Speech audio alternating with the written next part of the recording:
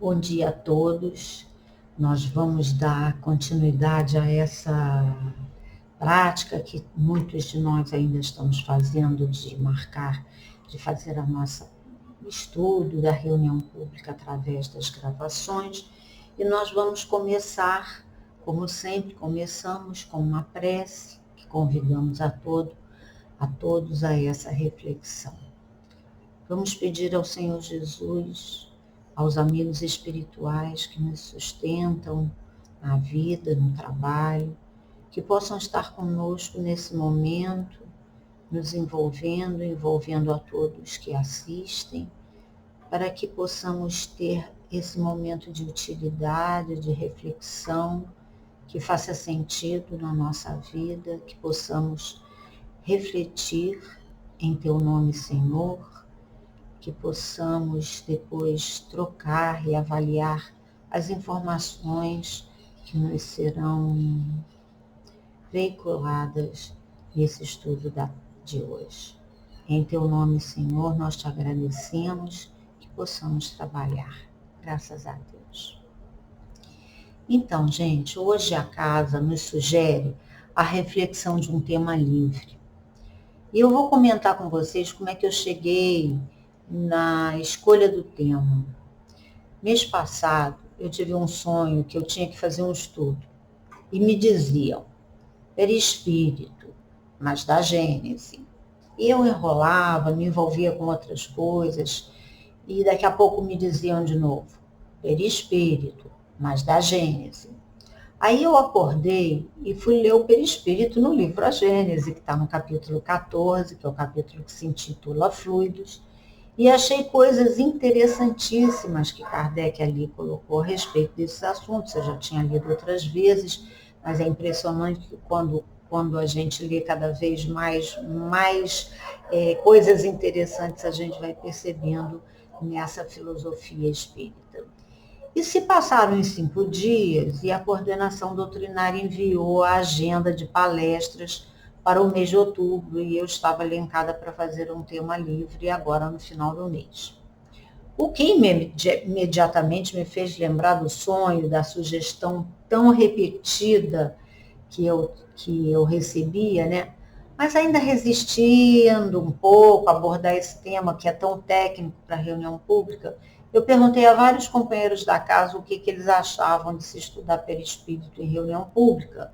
E todos disseram, em palavras diferentes, que seria muito útil, sim, se eu conseguisse fazer o link para abordar o assunto, direcionando quanto os nossos pensamentos e sentimentos influenciam essa matéria mais sutil que é o perispírito, porque os desequilíbrios começam no sutil, nessa matéria sutil, e se uma vez persistem, né, se materializam no corpo e na vida material.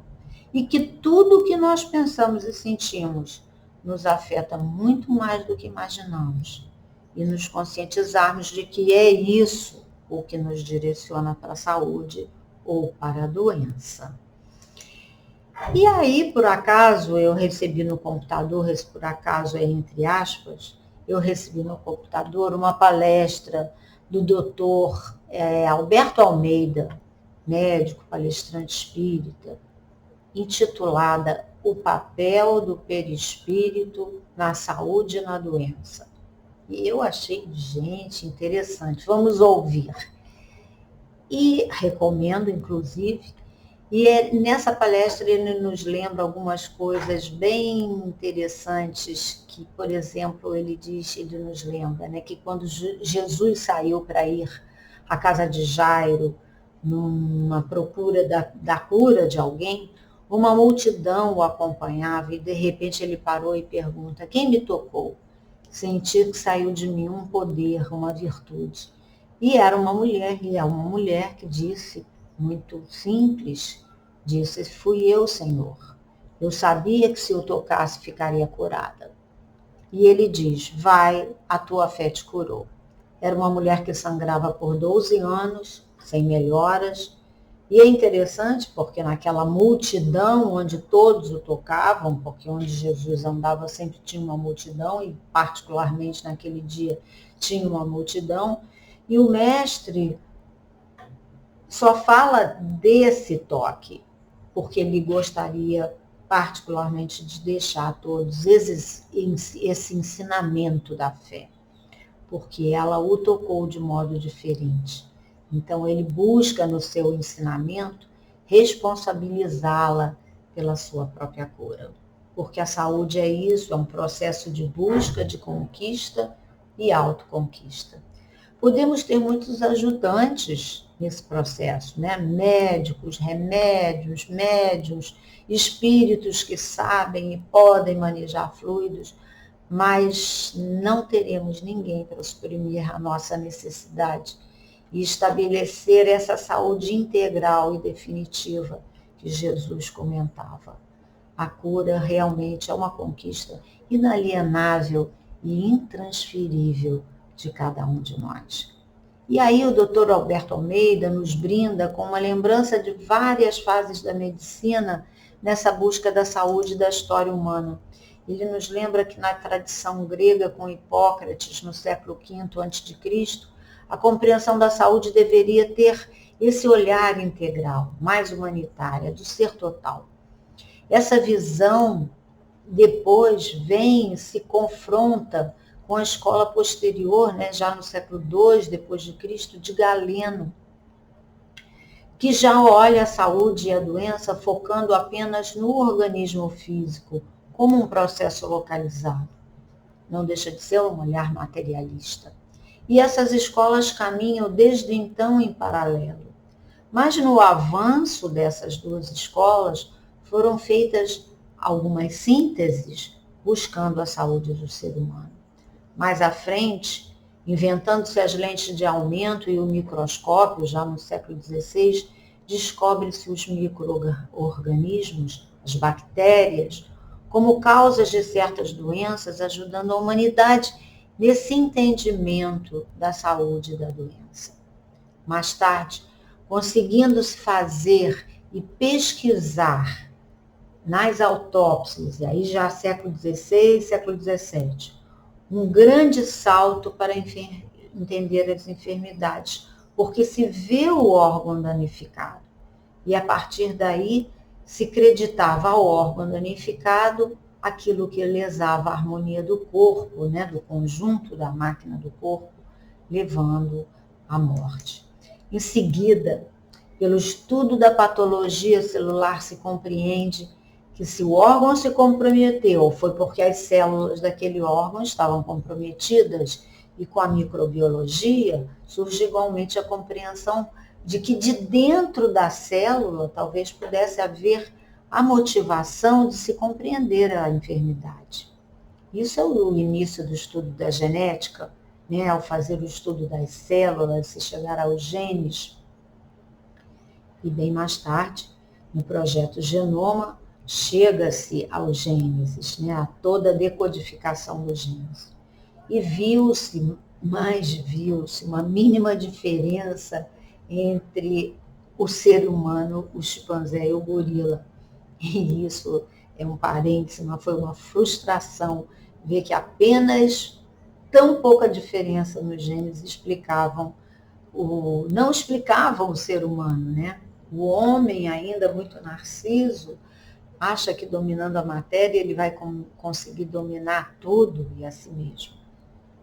Mas a partir do século XVIII, o olhar da subjetividade aparece na ciência tradicional, né?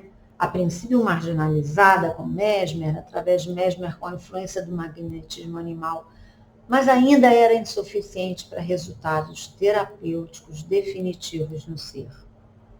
Vemos Freud, já no século XIX e XX, estudando as doenças, começando a olhar para o psiquismo, considerando o inconsciente, o subconsciente. Estudava-se os sonhos, e nessa busca de decifrar os conflitos, acabou-se vendo nessas vastas observações como o psiquismo influenciava e interferia no organismo. Mas Freud, que contemporâneo de Darwin, tinham ainda o olhar materialista de uma única vida. Darwin, que já não tinha religião, traz à humanidade um material vastíssimo de pesquisa científica, focando a tese do evolucionismo. E isso mais tarde ganha a compreensão de como o homem e todos evoluímos, e todos os seres vivos evoluem das espécies mais simples, das mais inferiores, aos organismos mais complexos. Portanto, a ideia do pecado de Adão e Eva e a geração do castigo divino na forma das enfermidades começava a ficar mais para fora. Esse ainda era o olhar materialista de Darwin, mas ele era fascinado pelo universo. Nesse tempo, os micro-organismos, então, eram os vilões da saúde, até Alexander Fleming descobrir a penicilina, abrindo espaço para os antibióticos. E todos nós acabamos fascinados pelos antibióticos, até porque a indústria farmacêutica funciona bastante nesse olhar de silenciar a doença, não deixando ir além de se compreender o porquê daquela ciência. Uma vez silenciada a doença, mata-se os micro-organismos. Os antibióticos têm uma função importantíssima. O ruim é quando a gente usa antibiótico para qualquer gripe, né? Eu conheço gente que usa antibiótico para qualquer gripe. E aí a gente se entope de antibiótico e hoje o que acontece? Temos as superbactérias. Mas logo depois descobre-se a importância da asepsia e da anestesia para as intervenções cirúrgicas. E com isso diminui-se muito a imortalidade, porque passa então a ter menos micro-organismos. Com asepsia e anestesia, dá um alívio enorme à humanidade. No entanto, a despeito de tudo isso, as enfermidades permanecem. Mas aí o olhar se vira para as doenças degenerativas. O próprio organismo se autoagride e entra nesse processo de degenerescência. Além das patologias mentais, que têm se multiplicado e hoje são para a medicina um grande desafio. É nesse período que surge o espiritismo com a visão transcendente, Kardec muito alinhado com Mesmer e Hahnemann, que foi o inventor da homeopatia, trazendo uma visão mais integral do ser. E ao longo do tempo, quando a tecnologia, acessando exames, tantos exames de imagens, e dando-nos a possibilidade de fazer inspeções no corpo, inclusive com tratamentos e cirurgias cada vez menos invasivos, cada vez mais sofisticados. No entanto, a enfermidade ainda persiste. Sob novas formas, continua a nos desafiar.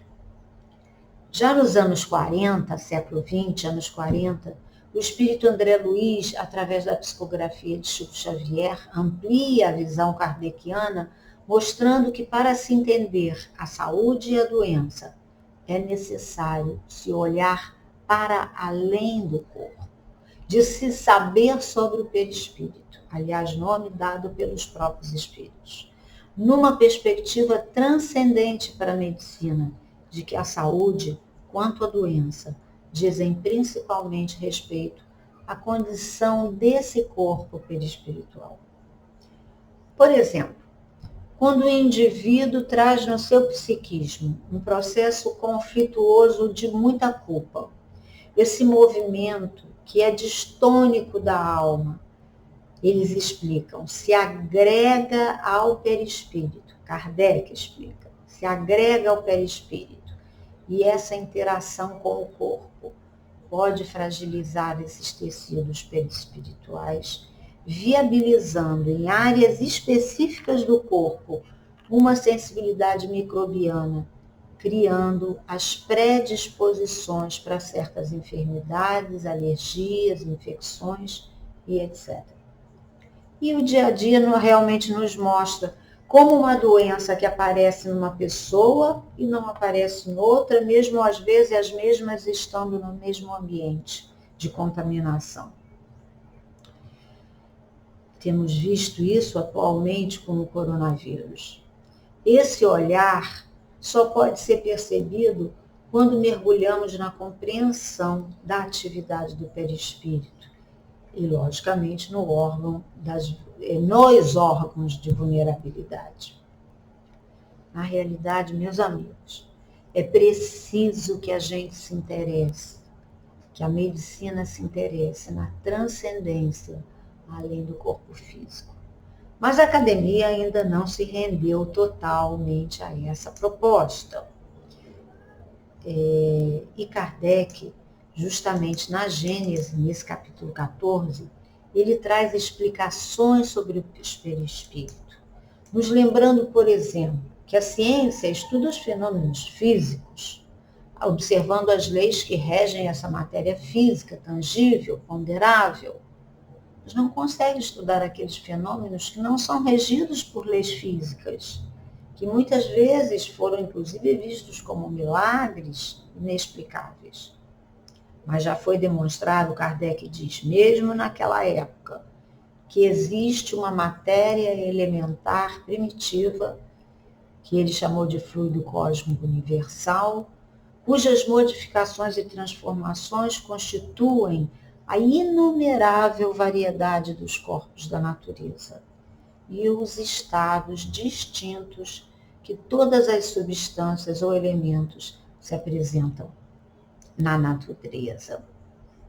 É o estado de eterização ou imponderabilidade, que se pode considerar como sendo o estado primitivo primordial de tudo. E o estado de materialização ou de ponderabilidade, que é, de certa maneira, consecutivo do primeiro. O ponto intermédio entre um e outro é justamente a transformação do fluido cósmico universal em matéria tangível. Cada um desses dois estados dá lugar, naturalmente, a fenômenos especiais, os do mundo visível e os do mundo invisível. Os chamados fenômenos materiais, são da alçada da ciência propriamente dita. E os outros, qualificados de fenômenos espirituais ou psíquicos, porque se ligam de modo especial à existência dos espíritos. Mas, como, porém, a vida espiritual e a vida corporal se acham incessantemente em contato, os fenômenos das duas categorias muitas vezes se produzem simultaneamente e interagem o tempo todo, e é o caso do perispírito, do corpo perispiritual, na influência da saúde do corpo material. No estado de eterização, o fluido cósmico espiritual, o fluido cósmico universal, ele não é uniforme. Mesmo sem deixar de ser etéreo, ele sofre modificações tão variadas em gênero e muito mais numerosas, talvez até do que no estado da matéria tangível, que a gente conhece na matéria tangível, estados sólidos, líquidos. Os gasosos já são, muitas vezes, já não são tangíveis, né? Já têm mecanismos de serem ponderáveis, mas não são tangíveis.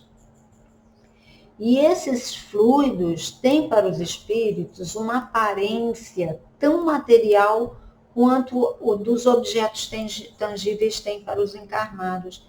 E são para eles o que para nós são as substâncias do mundo terrestre. E eles elaboram esses fluidos, manipulam com o pensamento, com a vontade, transformando eles.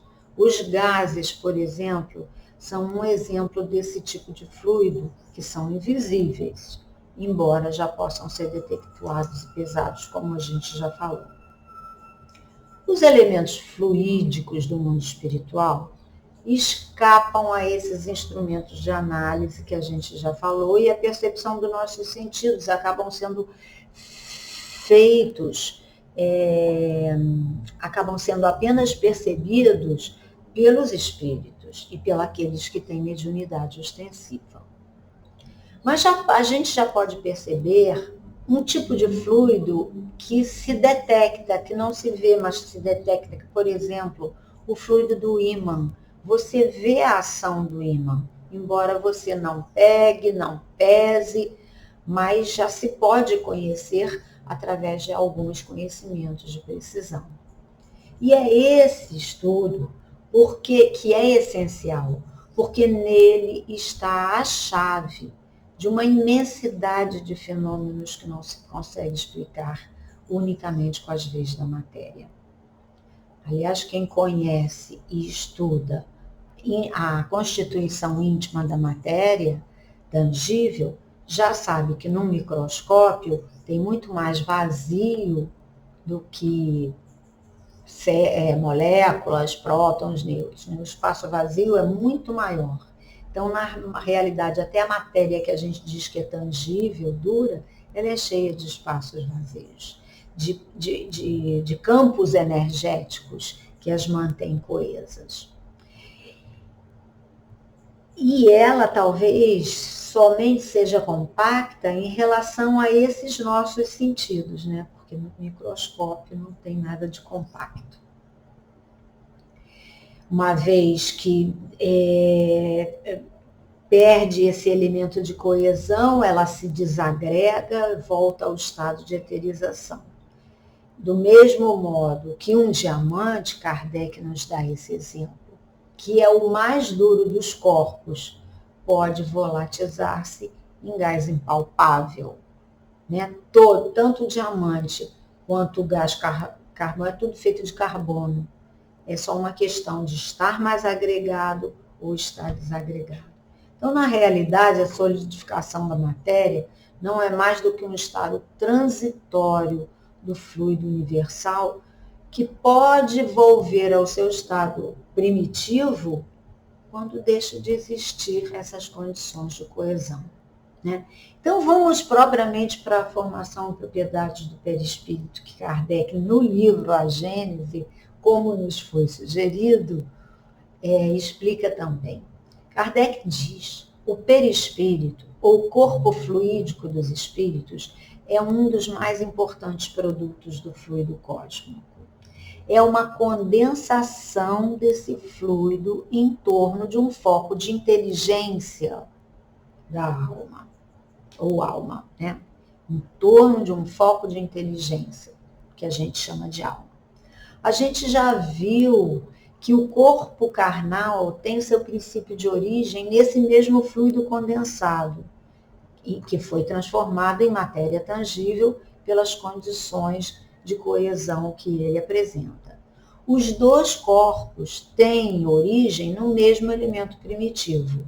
Ambos são matéria, ainda que em estados diferentes. Então, o perispírito é uma matéria, chamado de semimaterial, e o corpo de matéria propriamente dita, que é tangível, né? E a natureza do perispírito vai estar sempre em relação com o grau de adiantamento moral desse espírito. Né? O espírito recolhe, condensa do ambiente onde ele vai encarnar as condições semimateriais para formar o seu corpo espiritual. E muitos cujo perispírito é ainda muito materializado, muito grosseiro, acabam muitas vezes até o confundindo com o corpo carnal, razão porque muitos desencarnados ainda creem-se encarnados e vivos. Esses espíritos permanecem na superfície da Terra, julgando-se encarnados, entregues muitas vezes continuando nas suas ocupações terrestres, sem sequer entenderem que estão desencarnados. Outros, um pouco mais desmaterializados,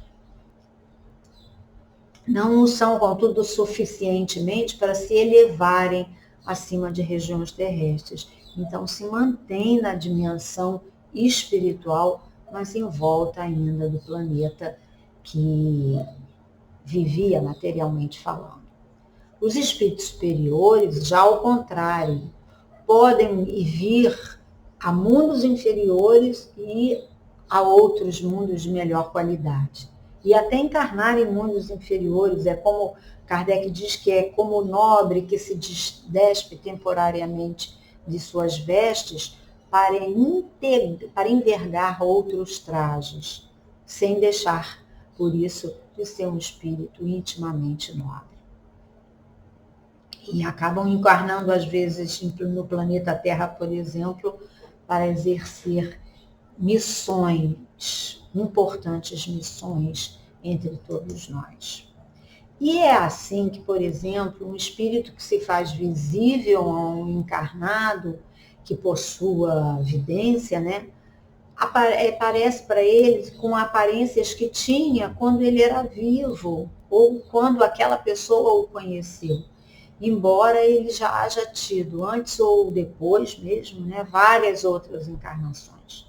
Apresenta-se muitas vezes como vestuário, com sinais inferiores, com enfermidades que tinha, com cicatrizes.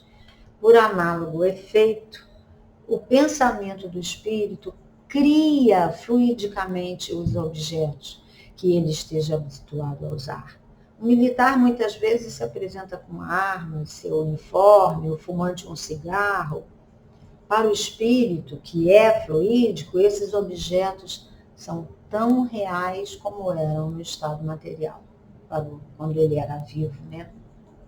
Mas também por serem criações do pensamento, a existência dessas características ou desses materiais é muito fugitiva. Criando imagens fluídicas, o pensamento se reflete no envoltório perispirítico, como se fosse um espelho. E aí, de certo modo, se fotografa.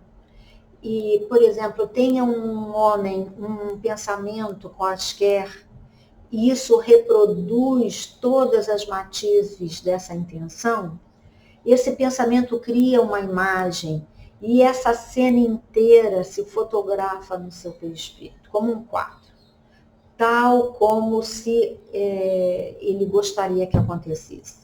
É desse modo que certos movimentos da alma, repercutindo uma vez nesse envoltório fluídico, que é o perispírito, isso pode ser lido por outra alma ou por um médium que tenha essa percepção, né?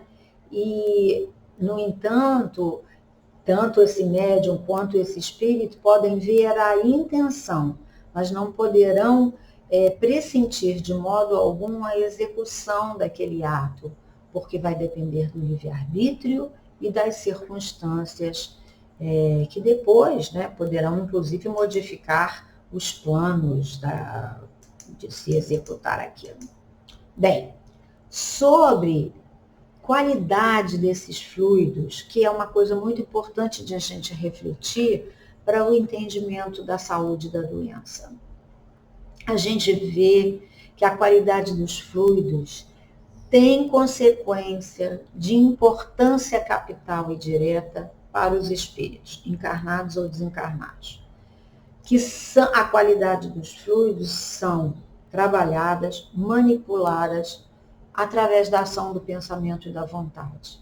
E pode se modificar, e os espíritos podem modificar, todos nós, espíritos encarnados e encarnados, podendo modificar as propriedades perispirituais, modificando pela pureza ou pela impureza dos sentimentos. Isso, gente, é da maior importância, porque dependendo do nosso pensamento, da nossa vontade, a gente organiza ou desorganiza o nosso corpo perispiritual. Não imediatamente, mas ao longo do tempo. É impossível fazer-se uma enumeração ou uma classificação de bons e maus fluidos, ou especificar-lhes as respectivas qualidades, por ser muito grande a quantidade dos pensamentos e diversidades que todos nós temos, né? Sob o ponto de vista moral, A gente pode ter sentimento de ódio, de inveja, de ciúme, de orgulho, de egoísmo, de violência, de hipocrisia, de bondade, de alegria, de pacificação, de benevolência, de amor, de caridade, de solidariedade, de doçura,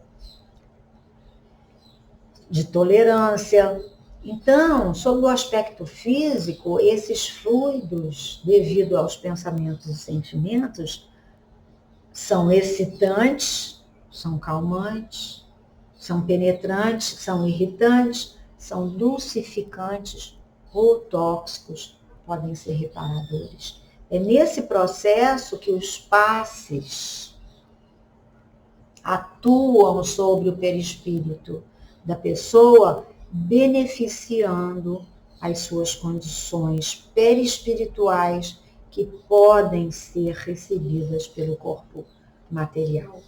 E por essa união íntima com o corpo, por conta dessa união íntima com o corpo, o perispírito desempenha esse papel preponderante no organismo.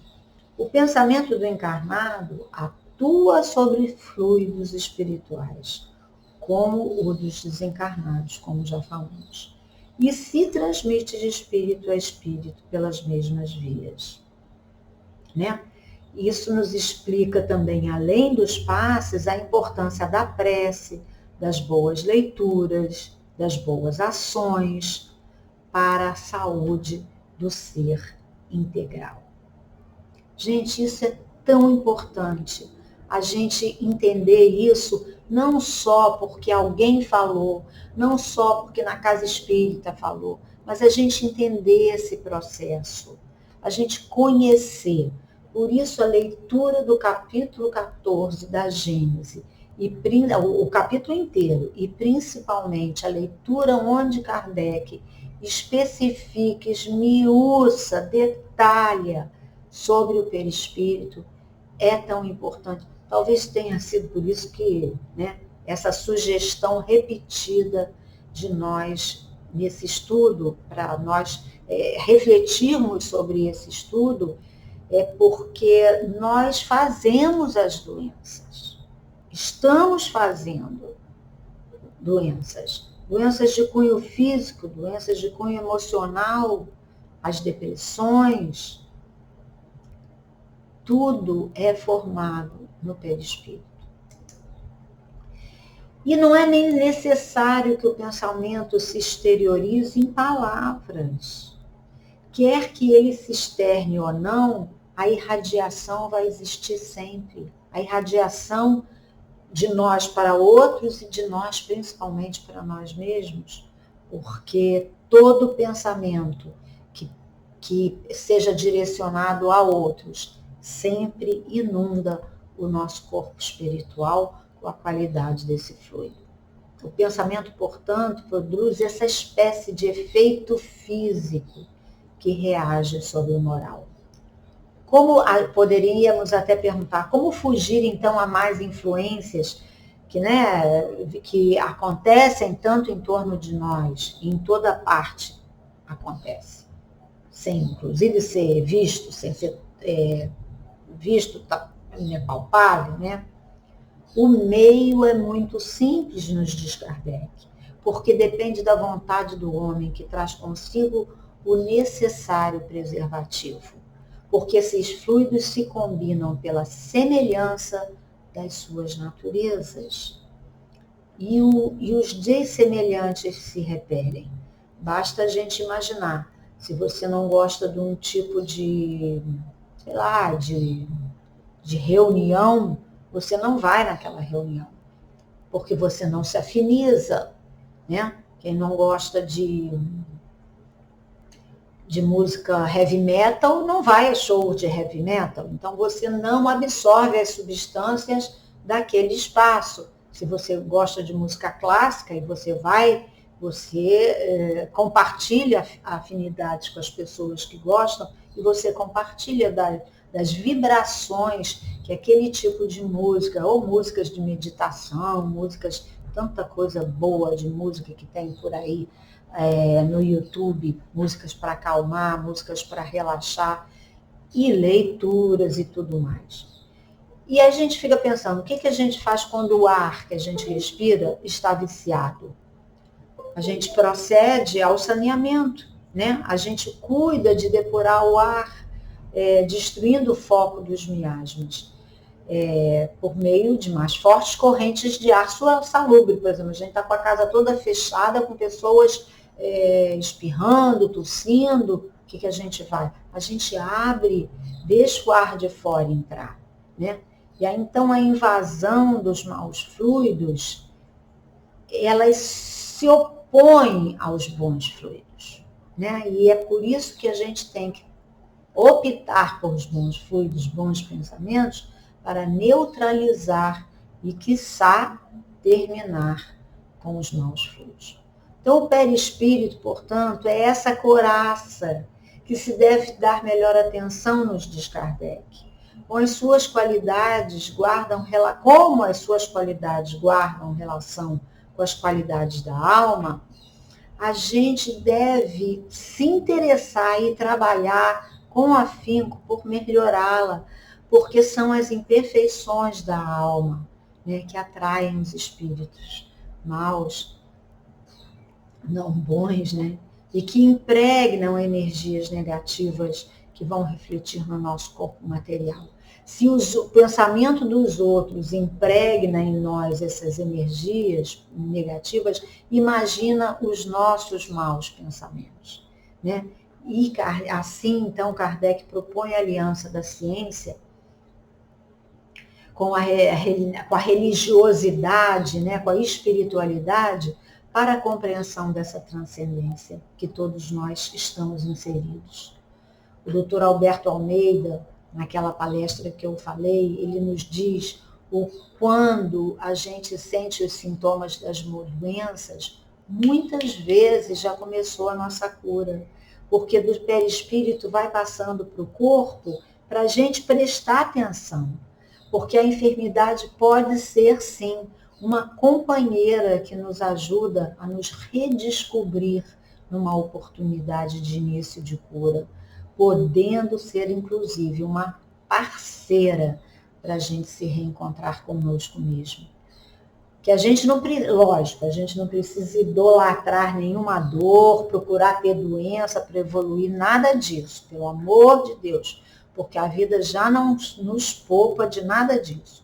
Mas a gente não precisa, em nome da doença, nem ficar negando, e precisamos sim tentar entender a linguagem que aquela enfermidade nos traz. Porque toda enfermidade é um clamor para o espírito se tornar livre daquela imperfeição. Enquanto nos gera dor, poderá nos gerar também libertação, se a gente souber decodificar o que aquilo quer me dizer. Como a ponta de um iceberg, que a gente sabe que no iceberg a ponta fala apenas de uma estrutura que está escondida, que é muito grande, que é muito maior do que a ponta, assim como no psiquismo, né?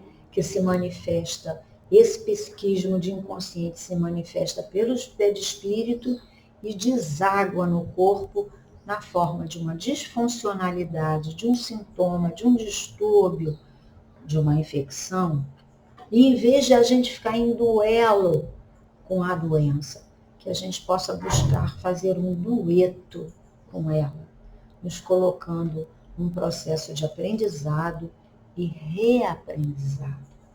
A enfermidade, muitas vezes, é o tratamento.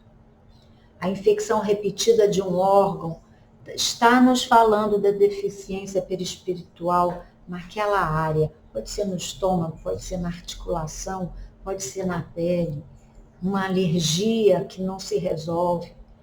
Ela nos fala de uma encrenca que ainda não conseguimos decifrar, de um aprendizado que ainda não conseguimos fazer. Assim, à medida que vamos abrindo o nosso olhar para o que o Espiritismo nos oferece, vamos valorizando tanto o bisturi, o microscópio, quanto a massoterapia, a higiene mental, a prece, né? juntarmos tudo isso, as boas leituras, o cuidado com o corpo, a higiene física, a higiene mental, a meditação. Não basta apenas tomar comprimidos. É preciso fazer um mergulho dentro de si mesmo, atender o corpo, mas atender a alma também. Nessa visão holística, a nossa saúde ou doença se manifesta em função com a interação conosco mesmo, com a interação com os outros e com a interação com a nossa realidade cósmica, essa relação cósmica. Nenhuma programação cósmica de vida está equivocada. Eu não posso estar saudável questionando e brigando com o divino. Quando eu vivo tendo acessos de cólera, por exemplo, odiando, me magoando, me estacionando em mágoas, ou se eu não tenho ética, quando eu vivo contrariando os princípios fundamentais que sintetizam as sínteses das leis de amor e de vida saudável, qual a direção que a enfermidade está nos levando? Como um processo libertador ou como um processo de complicação ou como um processo de autolibertação?